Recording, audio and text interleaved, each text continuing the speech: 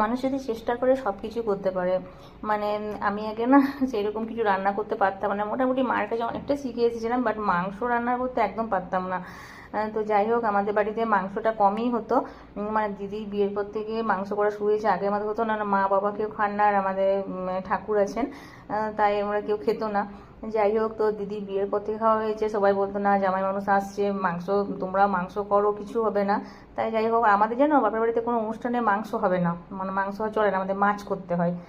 তো শ্বশুরবাড়িতে এসেছি, শ্বশুরবাড়িতে শাশুড়ি মায়ের কাছে সব কিছু শিখেছি, মা সব শিখিয়ে দিয়েছেন, আর বলেছেন যে না খাবি, রান্না করতে হবে, রান্না যখন করবে সবাই খাবে, তুইও খাবি। তো শ্বশুরবাড়িতে এসে মাংস খাওয়া শিখেছি, খাই, যত মানে বেশি খেতে পারি না, তো হালকা হালকা খাই। যাই হোক, তো আজকে আমি খুবই মানে খুশি যে আমি অনেক কিছু রান্না সব শিখে গেছি। আর আমার ভাসুর দেখো পাঁঠার মাংস নিয়ে এসেছে, পুজো হয়েছিল তাই আমি আজকে রান্না করলাম।